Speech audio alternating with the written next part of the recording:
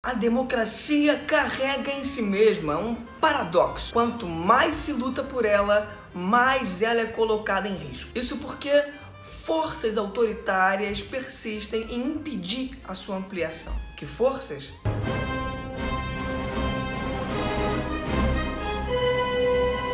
Por toda a avalanche social que vivemos, o segundo vídeo do Beabá Político trata daquele que não se pode falar o nome. Ou que acham que é imune à crítica. Hoje eu vou falar, é claro, de B, de Bolsonaro.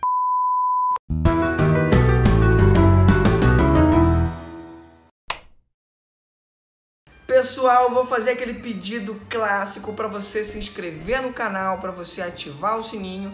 Caso você já tenha feito essas duas coisas, deixe seu comentário, curte por favor o vídeo, o máximo possível de interações é sempre muito bem-vindo para nós.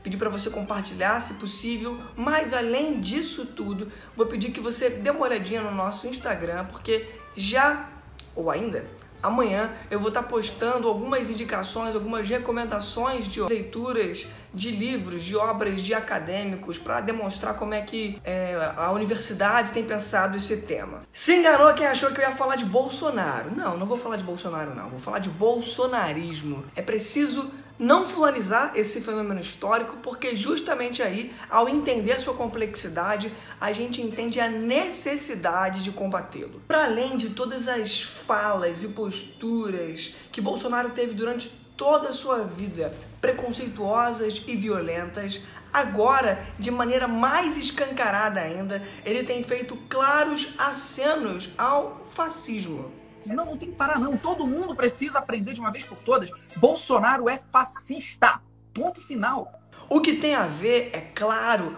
no momento de crise política, com um apelo a uma base mais radicalizada para que ela faça um processo de enfrentamento a quem tem contestado o governo. Pelas redes sociais está havendo uma disseminação, uma proliferação de pessoas se declarando como antifascistas, e isso é completamente irrelevante, isso é imprescindível até, mas... Caralho, que barulheira lá fora, mano. Cidade tem muita gente na rua, né? Até que pariu. Há todo um debate hoje sobre o bolsonarismo ser ou não ser vinculado ao fascismo, e eu espero que esse vídeo seja suficientemente elucidativo, mas mais do que isso, que demonstre a necessidade de sua destruição. Humberto Eco, um cara que inclusive eu já havia mencionado no primeiro vídeo lá, do A de Alienação, diga-se de passagem, dá uma passadinha por lá, ele diz que existem características que ele chama de um fascismo eterno, ou de urfascismo, que valem para antes e que valem para hoje ainda. É claro que o fascismo de 1930 ele não é igual ao de hoje, mas o trabalhismo, o socialismo, a social-democracia também não. Esse fascismo eterno que vale para ontem, mas que vale para hoje também, ele é composto por um nacionalismo agressivo, por um machismo violento, por ódio a minorias, por uma exaltação ao líder e por teorias conspiratórias. Para se indagar acerca disso, eu quero propor um certo exercício de imaginação. Conseguir pensar como é que nossos netos nas carteiras das escolas vão aprender isso daqui a 30, 40, 50 anos, eu não sei quantos anos que você está assistindo me ver. Cenário 1, o bolsonarismo venceu. Cenário 2, bem, a democracia ganhou. O bolsonarismo foi um movimento que salvou a pátria e será exposto num toque de 5 chiliques.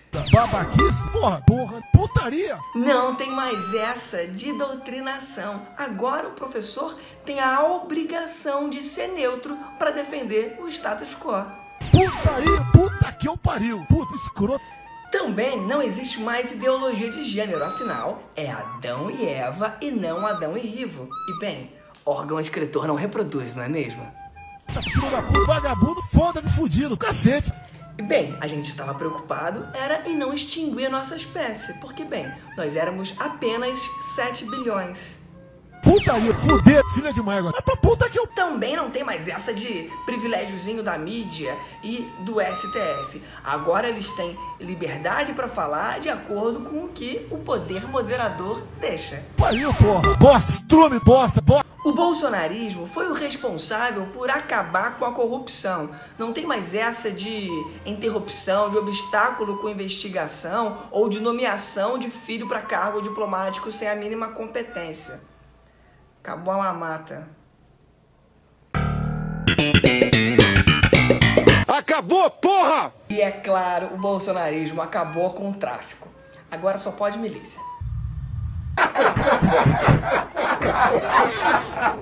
No segundo cenário, você conhece a verdade. E eu concordo. A verdade liberta.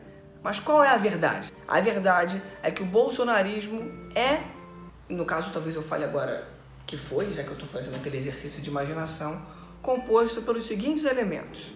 Bem, antes de mais nada, o bolsonarismo é alimentado e alimenta uma desconfiança generalizada nas instituições modernas. Ou seja, na ciência, no ensino secularizado, no ensino laico, no Estado e na imprensa.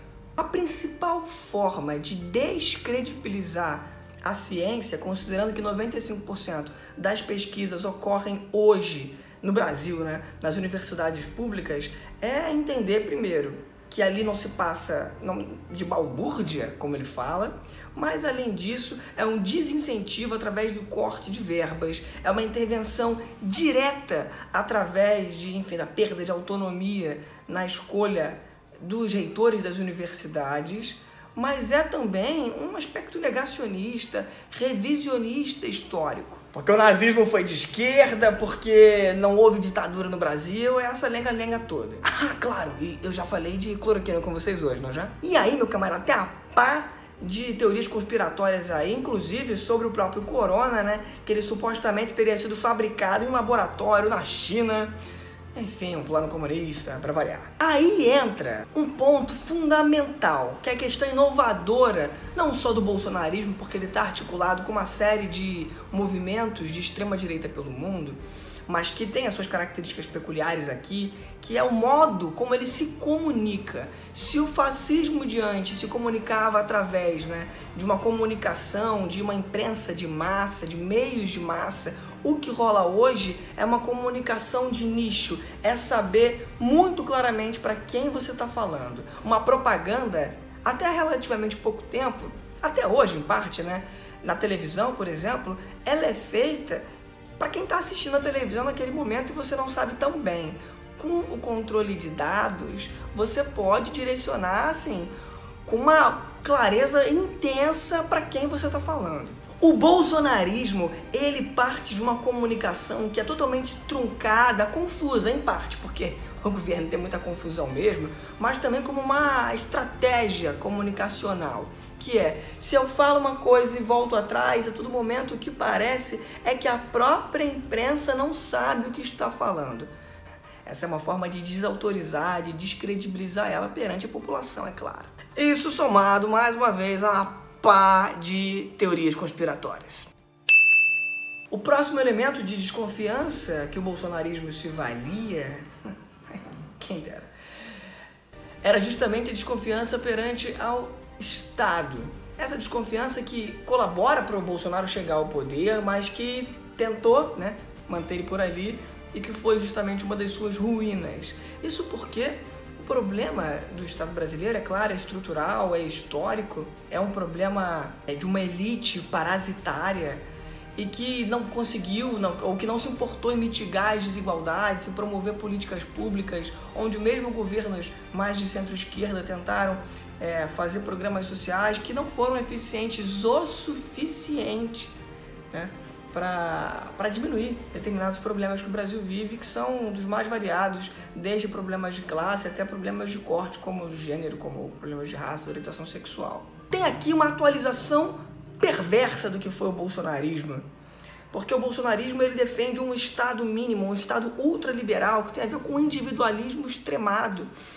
É um dilema que não tem nexo entre saúde ou economia. É preciso pensar ao contrário, uma economia que seja capaz de suprir problemas de saúde, não é? Eu sei que não dá para acreditar, Mas você acredita que o governo Bolsonaro propôs R$200 de auxílio emergencial para a população e só com muita pressão popular e do Congresso acabou indo para 600? Nesse momento o Brasil já tinha o salário mínimo de R$1.000. Essa desconfiança perante o Estado é justamente o que eleva o Bolsonaro, uma figura supostamente antissistema, ao poder. Fato curioso, porque ele era um antissistema que já estava há 30 anos diretamente no sistema. Uau! Parte do imaginário que se formou sobre ele tem a ver com ele ser contra partidos, que o partido dele é o Brasil. Camarada, nada mais fascista do que isso.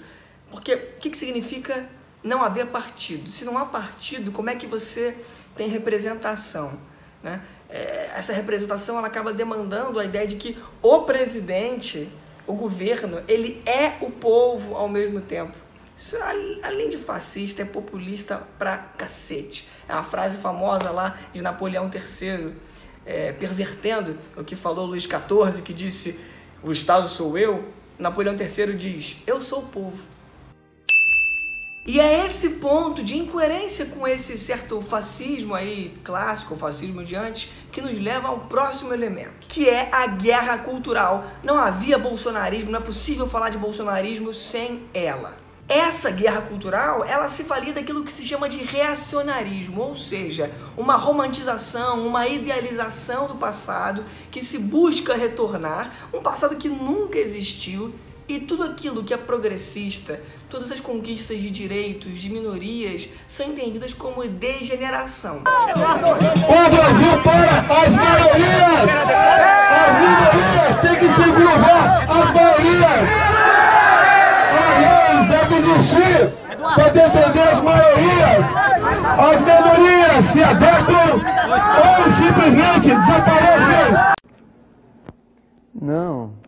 Você é burro, cara, que loucura. Como você é burro. Que coisa absurda. Isso aí que você disse é tudo burrice. E o símbolo maior da degeneração, é claro, é o comunismo. Esse fantasma que reaparece sempre que alguém está tentando lutar por direitos. Ou seja, é claro, né? O ódio a minorias era um dos elementos fundamentais do bolsonarismo. Esse ódio a minorias, ele fica evidente, ele é inegável quando você fala da obsessão que o bolsonarismo tem a práticas, a falas homofóbicas machistas. Eu te dou outra, dá que te dou outra, dá que te dou outra, dá que te dou outra. Assim, meio gayzinho, leva um couro, ele muda o comportamento dele. Tá certo? Então, certas coisas... Aliás, esse machismo ele sempre é perpassado por uma linguagem virulenta, violenta, brutal, que traduz, né, o seu ar militaresco. Daí serem anti-intelectuais, porque o conflito para eles é sempre resolvido através da imposição da voz, da força. Não é à toa a defesa da militarização das escolas e do fechamento do STF e do Congresso, inclusive com apoio do Bolsonaro. Só que esse autoritarismo nunca foi propriamente um segredo. Então, assim, é importante frisar que nenhum ditador se define como tal e, no final de contas, as ditaduras vão se instaurando aos poucos. E no caso do fascismo, por conta da criação fantasmagórica de um inimigo, no caso o comunismo, que permite a legitimação de aniquilar o adversário político, bem, há aí uma adesão da população, uma cumplicidade. Então é assim que a liberdade morre. Com um estrondoso aplauso. O reacionário, em geral, ele é muito patriota, ele se vale daquele nacionalismo extremado que eu havia falado lá antes. Mas no caso do bolsonarismo, tinha algo de muito peculiar, porque era um nacionalismo de goela. Brasil, Estados Unidos, acima de tudo, Brasil acima de todos. Esse foi um dos maiores equívocos que a esquerda pôde cometer, é deixar que a extrema-direita centralizasse, se apropriasse de símbolos nacionais. O verde e amarelo não pode ser símbolo de um lado, porque se o verde e amarelo for, por conta de todos os esportes que nós passamos a vida inteira assistindo, onde verde e amarelo somos nós e quem é de outra cor é o outro, bem, essa galera acaba tendo muito êxito em dizer que a esquerda, que os comunistas, que na verdade eram apenas os progressistas, todo mundo que queria mínimos ideais aí de liberdade, mesmo com suas divergências, elas existem e precisam ser pontuadas, essa galera passou a ser vista como inimiga do Brasil. Bem, claro, né, para uma parcela da população. Eu, inclusive, gravei esse vídeo aqui em dado momento com uma camisa do Superstar Soccer. International Superstar Soccer Deluxe. O Alejo, para quem tem ali seus 20 e tal, 30 anos, sabe de quem eu tô falando, porque, enfim, andar por aí com uma camisa da seleção é sinônimo de ser visto como bolsominion, né? Mas faltava um elemento a ser compreendido e que foi tardiamente, mas era necessário, que é o ressentimento. As classes médias viram as classes mais baixas, as classes mais pobres, conseguirem ter uma certa melhoria na hierarquia social, na sua capacidade de compra. E aí a classe média que, vendo a classe mais baixa, os mais pobres crescerem, ficaram ressentidos, como se eles tivessem sido injustiçados. Os mais pobres, por conta daquele problema do Estado inoperante, ineficaz, de políticas públicas que não tinham um propósito ou não conseguiram mitigar a desigualdade social, muitas vezes se viram como ressentidas perante aquele Estado com toda a legitimidade. Só depositaram esperança na figura e num movimento errado. Se o bolsonarismo perdeu, se a democracia ganhou, e aí, enfim, é preciso, depois que se discuta que democracia é essa a ser constituída, bem, é assim que nossos netos, que nossos filhos vão acabar conhecendo esse movimento. Agora, na literatura da ciência política são considerados 4 elementos para que um governo seja derrubado por vias legais, é claro, né, de maneira legítima, dentro daquilo que é chamado de impeachment. Número 1 é a crise econômica, e eu não tenho a mínima dúvida de que o governo Bolsonaro, caso se mantenha por um tempo no poder, vai utilizar o argumento de que foi o corona, foi o isolamento social, que diga-se de passagem, ele era contrário, que provocou a crise. Isso não é verdade, não. Dá uma olhadinha na cotação do dólar lá em janeiro e veja como estava já de maneira estratosférica. Item 2 são as acusações de corrupção. Bem, e aí temos um problema porque Bolsonaro tenta promover uma ingerência na Polícia Federal justamente para que ele não seja associado àquilo que tudo demonstra, ele é associado de fato. Terceiro item é perder o Congresso. E aí, meu camarada? Bem, Bolsonaro acaba se aliando àquilo que ele jurou destruir porque ele não tinha nada de antissistema, que é o Centrão. O que fica aí de pergunta é o que é necessário de fazer para que o Centrão adira. E eu acho muito feia essa flexão verbal, putz grila, ao impeachment. Bem, não tem muito jeito, né? Historicamente sempre foi assim.